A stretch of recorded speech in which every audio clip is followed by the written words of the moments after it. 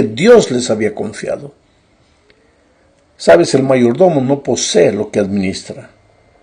Por lo menos en el concepto bíblico, no.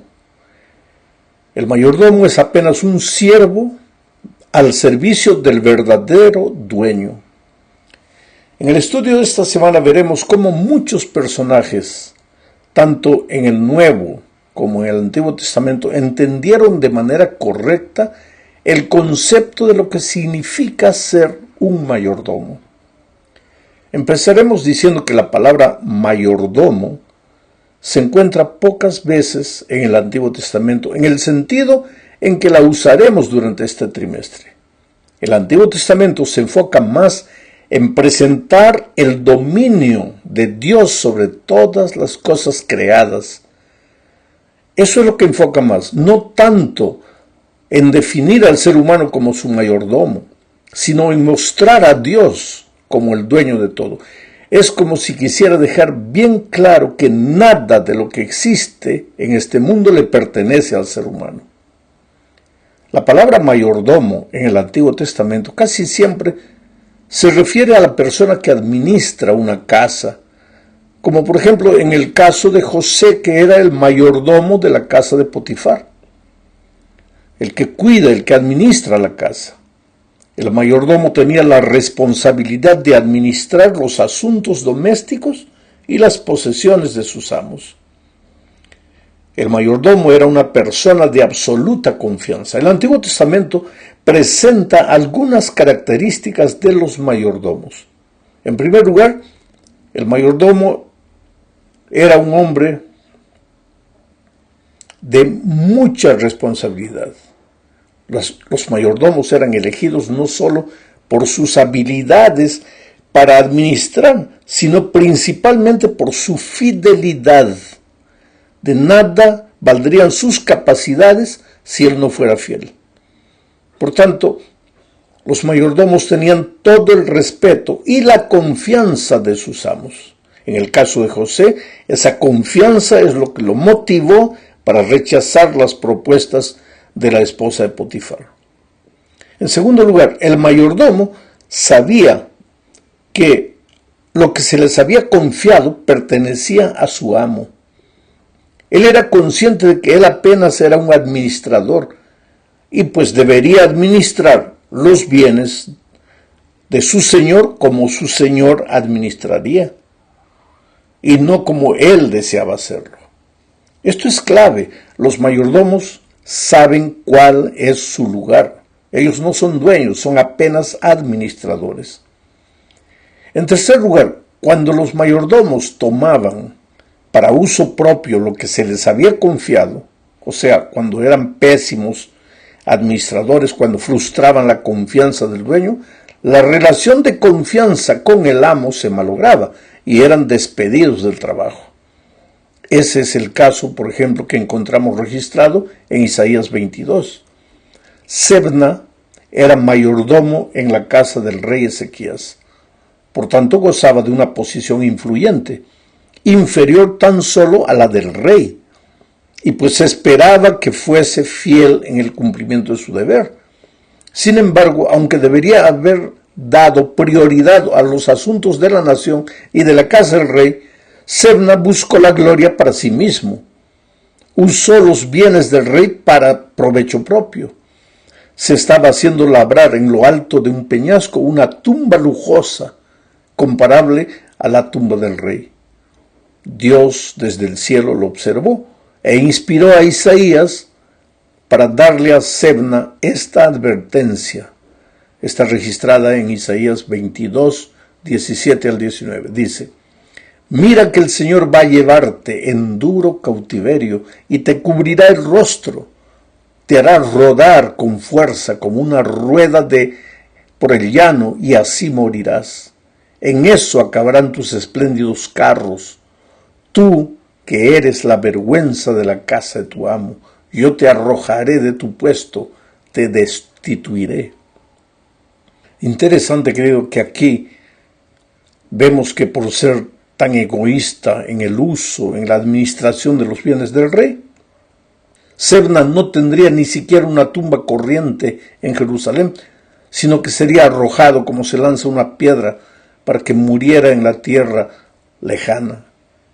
Estas palabras encierran una advertencia para todos los seres humanos, que somos mayordomos de Dios, a quienes Él nos ha confiado los bienes divinos. Vamos a la segunda parte.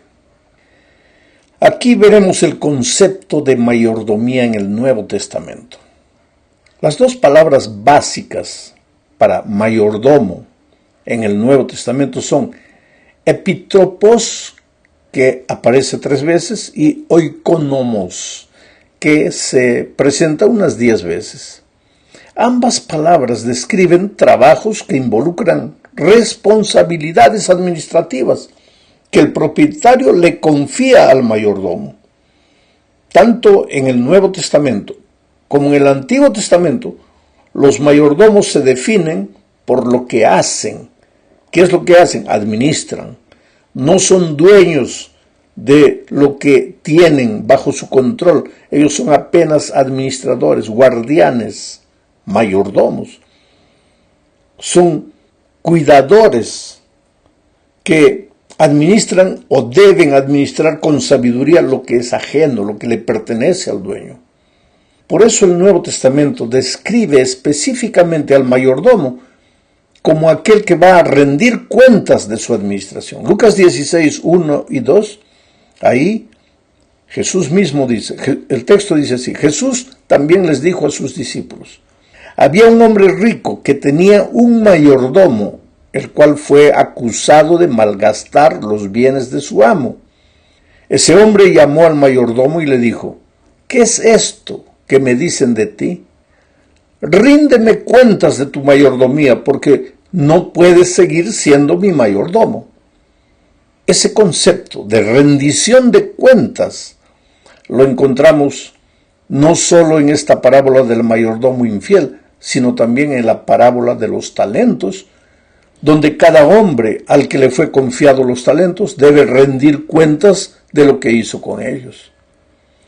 Este pensamiento de que el mayordomo no es alguien que solamente cuida, sino que es alguien que va a rendir cuentas, está presente en el Nuevo Testamento.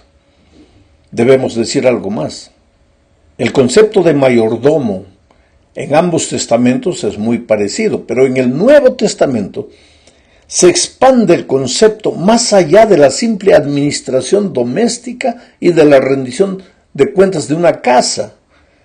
En la parábola del mayordomo infiel, registrada en Lucas 16, por ejemplo, Jesús amplía la definición del mayordomo.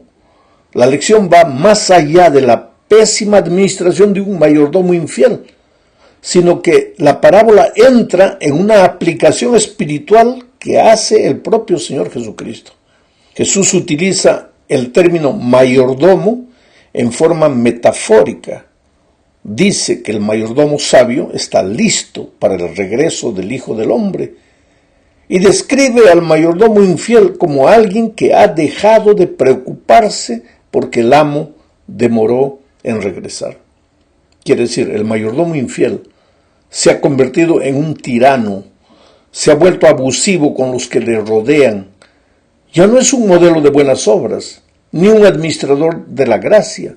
De acuerdo con este pensamiento, un mayordomo sabio se preparará para, después del regreso de Jesús, más allá del aquí y del ahora.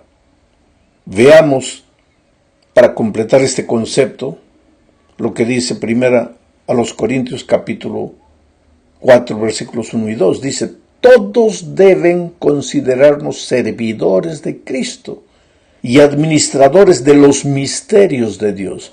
Ahora bien, de los administradores se espera que demuestren ser dignos de confianza. Y esto no tiene que ver solamente con las cosas, con el dinero, con las propiedades. Tiene que ver con los misterios de Dios. O sea, el concepto bíblico de administración va más allá de las simples cosas materiales. Ahora veamos lo que dice primera de Pedro capítulo 4 versículos 10.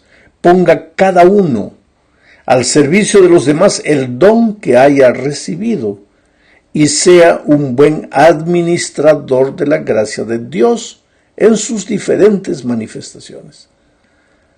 Quiere decir, Dios nos ha dado a cada uno diferentes talentos, diferentes dones, diferentes cosas. En el aspecto de dinero, a unos les ha dado más, a otros menos.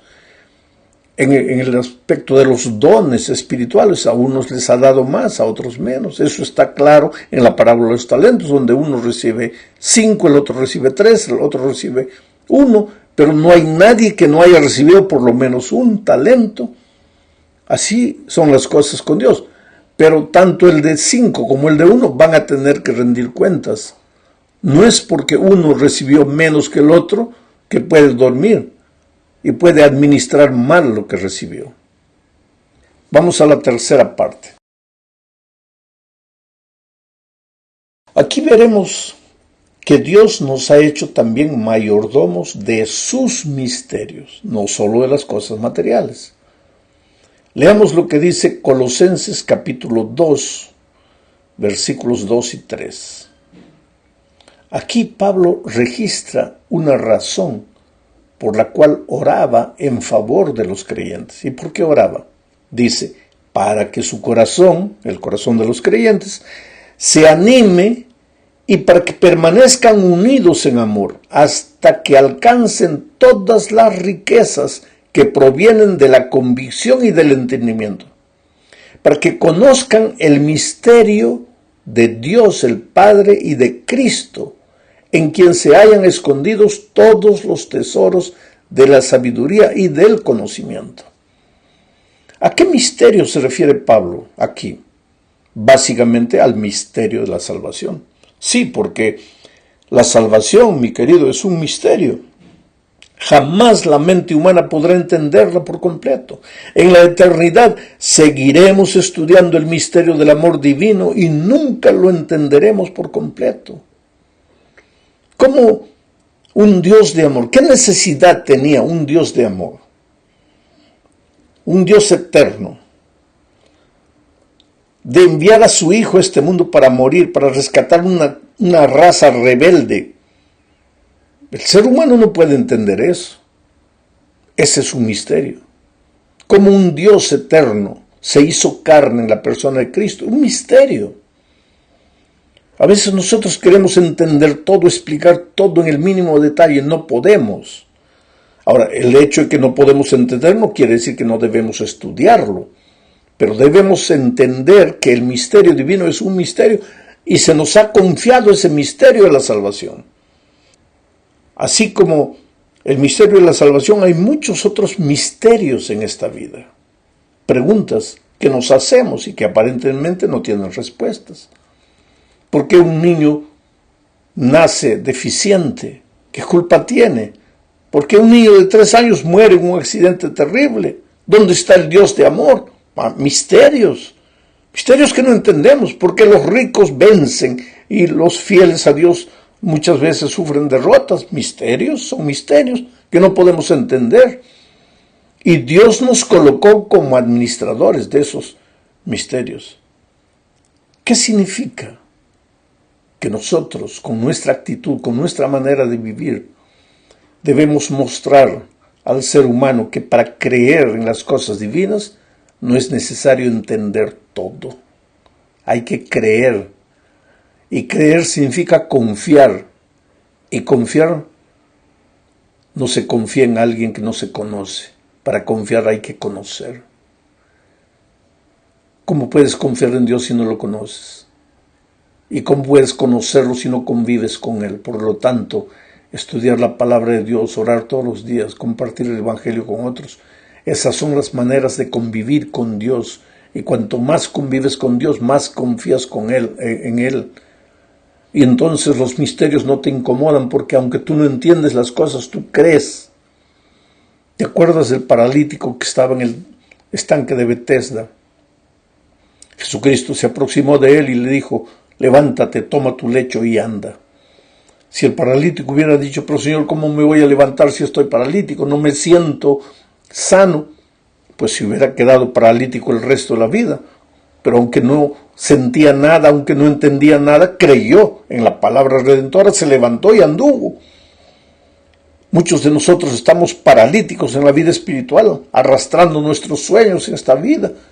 No tenemos el valor de levantarnos, de creer en la palabra redentora y salir adelante.